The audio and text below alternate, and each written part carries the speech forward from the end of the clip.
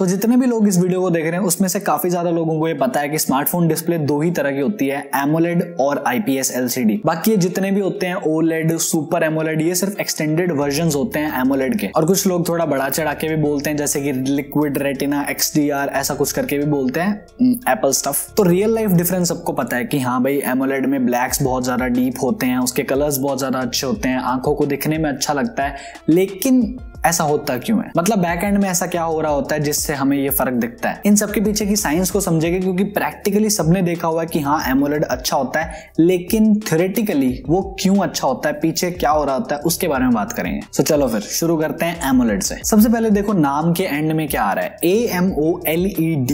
अब LED word आ रहा है इसके पीछे, और LED का मतलब होता है लाइट एमिटिंग डायोड। ये वो छोटी वाली LED की बात हो रही है जो कि वो नॉर्मल स्ट्रिप्स में लगी होती है या फिर आपके रिमोट के आगे जो LED लगी होती है जिससे रेस ट्रांसफर होती है। तो एमोलेड डिस्प्ले में क्या होता है, उन्हीं LED का साइज बहुत छोटा कर दिया जाता है और 3 कलर की LEDs को यूज करते हैं, रेड, ग्रीन और ब्लू, और उन सबको इकट्ठा कर दिया जाता है एक जगह पे। अब क्योंकि वो LED है तो वो खुद की लाइट एमिट कर सकती है जब भी उसको जरूरत पड़ती है। और इस एमोलेड में आगे आता है AM मतलब एक्टिव मैट्रिक्स। इसका मतलब होता है जो LEDs होती हैं वो नीचे से ट्रांजिस्टर से कनेक्टेड होती हैं ताकि जब भी उनको एक्टिव होना हो उन्हें पता है कि कब उनको एक्टिव होना है, उन्हें पता है कब उनको इनएक्टिव होना है। और इनके ऊपर लगा होता है पोलराइजर जो कि इनकी डायरेक्शन को चेंज करने में हेल्प करता है, कॉन्ट्रास्ट को मेंटेन करने में हेल्प करता है। कलर जो है वो ऑब्वियसली आपको पता ही है कि वो बहुत ज्यादा ब्राइटर दिखते हैं नॉर्मल आईपीएस एलसीडी से। और आईपीएस वाले जो कलर होते हैं वो नेचुरल होते हैं, और नेचुरल कलर देखने में इतने अच्छे नहीं लगते डिस्प्ले के अंदर से, उनको जब एनहांस करते हो तो वो अच्छे लगते हैं और वो एमोलेड कर देता है। और आपने वो जरूर सुना होगा कि एमोलेड आपकी बैटरी बचाता है, लेकिन वो बहुत सारे सिनेरियोज में ट्रू नहीं होता। ये डिपेंड करता है आप किस तरह से आपका फोन यूज कर रहे हो। अगर मान लो आपके फोन पे कोई भी ऐसी इमेज नहीं आती जिसमें ब्लैक ऑब्जेक्ट आता है, या मान लो आपने ब्लैक वॉलपेपर सेट करा एमोलेड पे, तो ऑब्वियसली वो बैटरी बचाता है क्योंकि जो नीचे एलईडीज होती है ना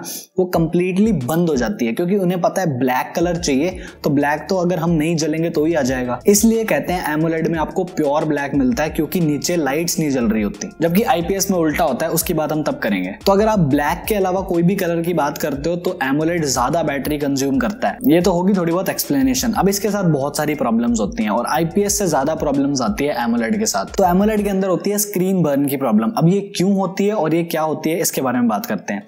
एमोलेड के अंदर बीच में एक O आता है, AM की बात हमने कर ली, एक्टिव मैट्रिक्स की, LED की बात हमने कर ली, बीच में आता है O। तो उस O का मतलब होता है ऑर्गेनिक। अब जो मटेरियल यूज हो रहा है वो क्योंकि ऑर्गेनिक है तो टाइम के साथ वो डिग्रेड होता है। जैसे मैंने आपको बताया LEDs जो है वो ऑफ हो जाती हैं। अब आप खुद सोचो, अगर एक LED है जो ज्यादा टाइम के लिए जलती है और एक LED है जो थोड़ा टाइम जलती है फिर बुझ जाती है, फिर थोड़ा टाइम जलती है बुझ जाती है, तो ज्यादा लाइफ किसकी होगी?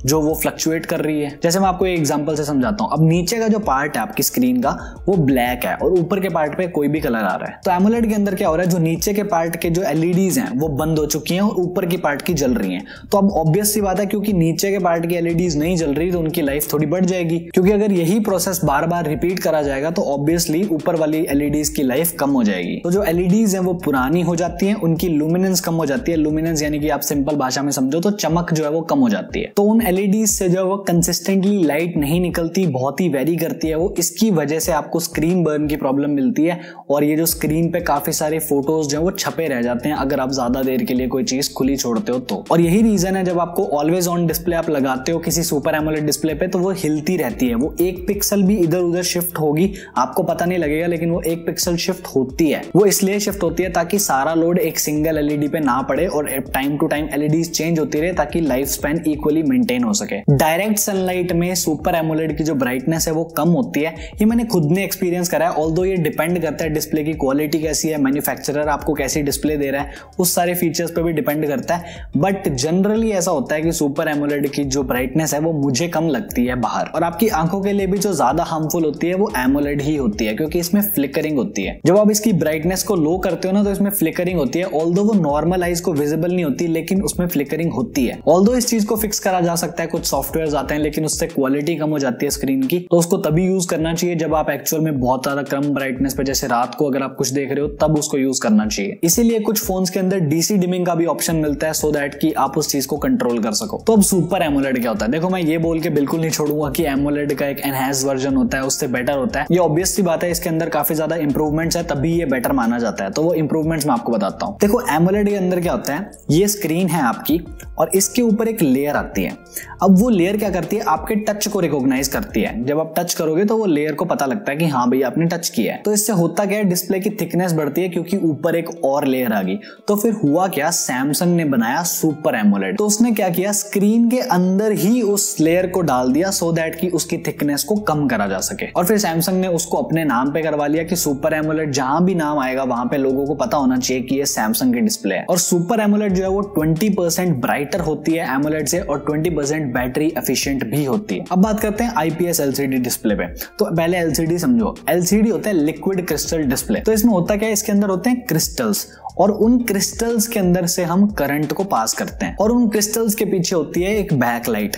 अब बैकलाइट क्या करती है, कंटिन्यूसली लाइट पास करवाती है क्रिस्टल्स के अंदर से। अब इसमें प्रॉब्लम ये है, मान लो आपने स्क्रीन के ऊपर कोई ब्लैक ऑब्जेक्ट खोल लिया, कोई ब्लैक वॉलपेपर लगा लिया, तो होता क्या है, वो पीछे की जो लाइट है वो तो कंटिन्यूसली जल रही है। तो इसकी वजह से स्क्रीन के ऊपर कंप्लीटली डार्क नहीं होता। अगर आपका जो ब्लैक कलर है वो आपको ग्रेइश काइंड ऑफ दिखाई देता है, डार्क ग्रेइश। आप कोई भी इमेज खोल लो, पीछे से जो लाइट है वो इक्वल अमाउंट में आती रहेगी कंटिन्यूसली जब तक आपका डिस्प्ले ऑन रहेगा। इसकी वजह से बैटरी बचाने का इसमें कोई भी सीन नहीं होता, उतनी ही बैटरी लगेगी चाहे आप ब्लैक वॉलपेपर सेट कर लो चाहे व्हाइट सेट कर लो। और आईपीएस एलसीडी जो है वो सेकंड जनरेशन है एलसीडी की। पहले उससे टीएन पैनल आया करते थे। तो आईपीएस का मतलब होता है इन प्लेन स्विचिंग, और इसमें सिर्फ इतना होता है कि कलर रिप्रोडक्शन बेटर होता है और व्यूइंग एंगल्स भी बेटर होते हैं। और ये चीज मैंने आपको शुरू में बताई थी कि नेचुरल कलर्स दिखते हैं आईपीएस एलसीडी में। इसलिए जनरली जो मॉनिटर्स आते हैं वो आईपीएस एलसीडी के साथ आते हैं, एमोलेड के साथ नहीं आते। क्योंकि मॉनिटर्स अगर मान लो आप यूज करते हो, चाहे आप एक डिजाइनर हो, तो आपको कलर से बहुत ज्यादा फर्क पड़ेगा। इसलिए जनरली लोग आईपीएस एलसीडी को प्रेफर करते हैं मॉनिटर के केस में,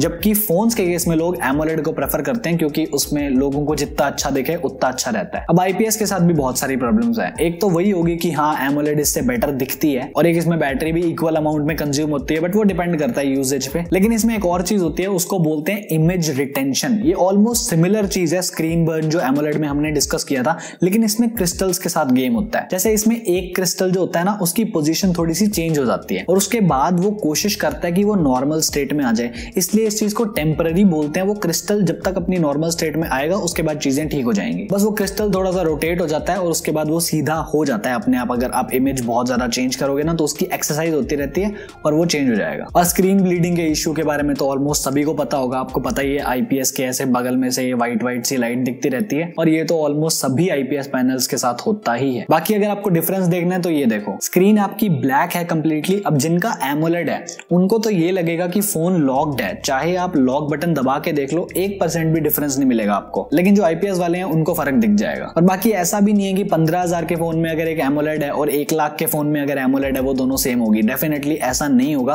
क्वालिटी में बहुत ज्यादा फर्क होता है, तभी तो इतने महंगे पैनल्स होते हैं। सो वीडियो को तो यहाँ पे एंड कर देते हैं, लेकिन मैं कुछ बताना चाहता हूँ। मुझे पता है वीडियोस थोड़ी सी लेट हो जाती हैं क्योंकि एक तो मेरे एग्जाम्स आने वाले हैं और एक मुझे टॉपिक नहीं मिलते। जब तक मुझे सेटिस्फैक्शन नहीं होती एक टॉपिक से, मैं वो रिकॉर्ड नहीं कर पाता। तो अगर आपके पास अच्छे टॉपिक्स हो तो कमेंट्स में डाल देना, हेल्प हो जाएगी मेरी। एक चीज और, मेरा ट्विटर अकाउंट जो था वो प्राइवेट हो गया था, पता नहीं कैसे, तो अभी वो वापस पब्लिक हो गया है। तो जिन लोगों की भी रिक्वेस्ट आ रखी थी मैंने वो एक्सेप्ट कर ली है और अभी वो पब्लिक हो गया। So yeah, that is it for this video. Thanks a lot for watching. I am Divyanshu and I am on leave till the next one. Bye bye.